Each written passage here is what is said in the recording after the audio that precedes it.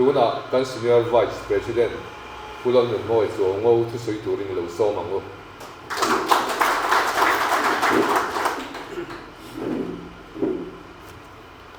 le ku chairman kalome when political session local kan president jam tak pu lal thansara kan party fuaitu chuanom tak tak tele party ka tho puite le voina kan thu soi tu wes larin omale pu ar van lal ve na te voinia hei kan han troi oma ke hi thu toi enia trong kam ni khat le ka soi tu renia soi tu ratama amai ro chu engber nge ka soeng ti ka ngai tu ni mina khan ma se tu kina newspaper kan en hianin le social media sanga mi soi zui atang khan karil ru deng deuh tu oma chulai te chu han soi zap lok ka dua pakhatna chuan Union Home Ministerin kan Chief Minister aron thona AR son natura MOU zia to kar khachunga ti fel tumani aron ti antia nimina ko khana dar to a MOU zia to atia hi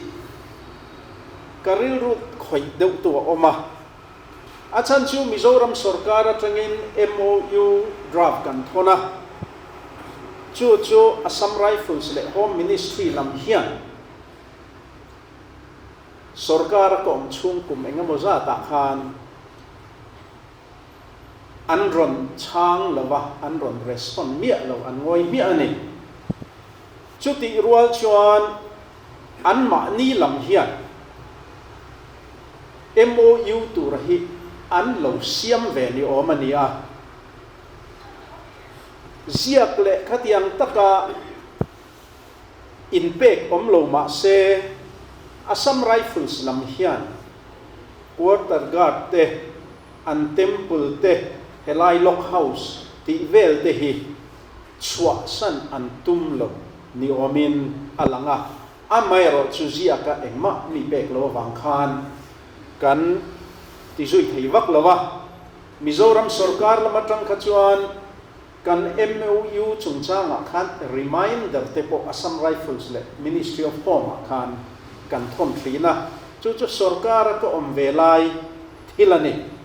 chumi nuwa chuan MOU te hi an lo ziak to ani chuan chu thudang ni ta sela hemi CHUNGCHANG hian helai newspaper thowa an ron zia aizol khopuya tranga zo ko sanga AR battalion son CHUNGCHANG hi July nili khan Chief Minister hova soi howani thute tin Chief Minister troi om turin Minister palilai mai antel veni tikte a oma chumi lai chuan Assam Rifles satang chuan tunge local tikan ena an IGP aron kalane IGP level official discussion nei puitura Chief Ministerin Minister pali ama support tura an mamote ka ambak ani IGP level nena soi ho tur chuan Chief Secretary asang bera ani lo chuan Home Secretary na lo soi ro titur ani protocol om sarkarin thil kanti na hian protocol om enga tinge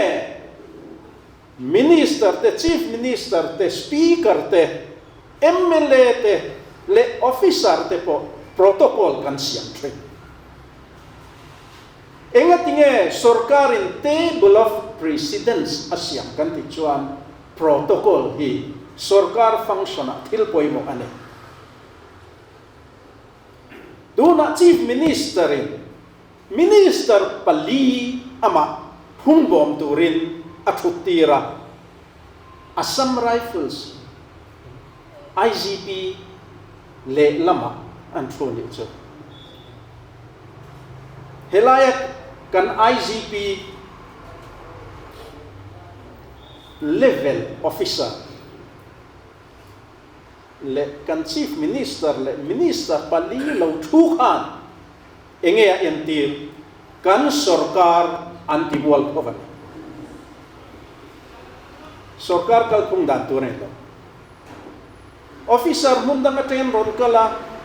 chief minister te po an buang ma se kha ka chu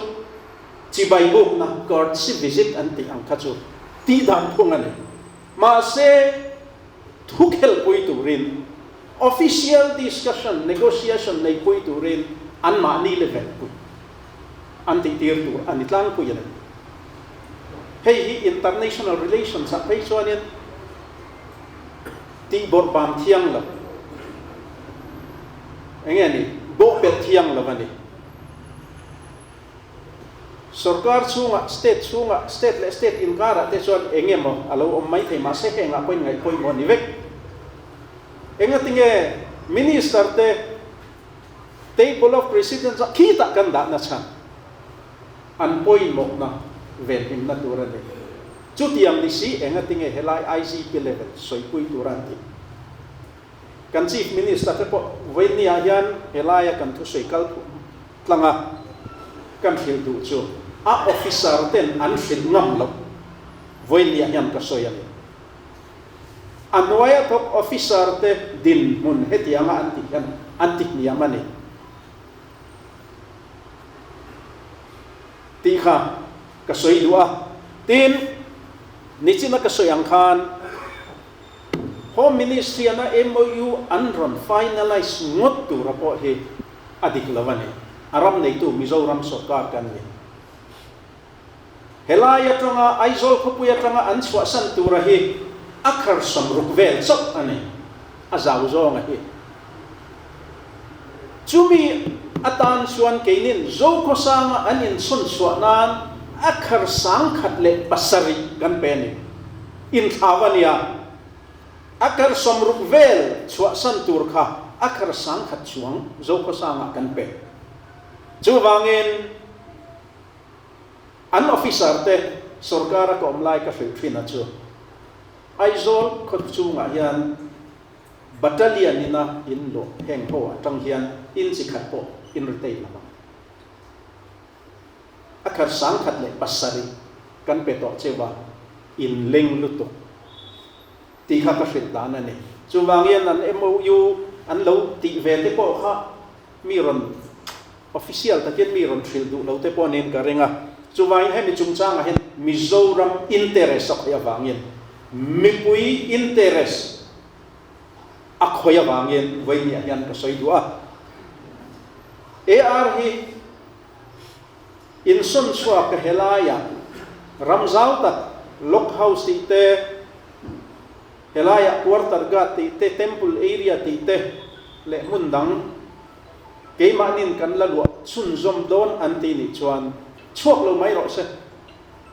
sarkar hian rem ti sukse ti hi kacha dua chu Mizoram mi puite sa om na von him na turte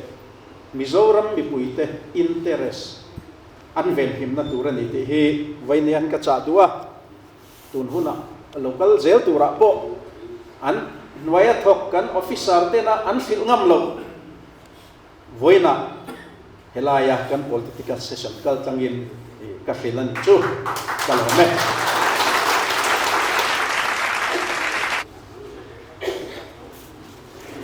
avalo moment ya kan fing le ka sat maya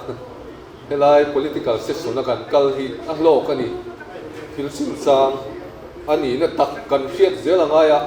chief minister soidi chu thudika hian kan pom mai thina ma se lo ni lo ti kha hriata tin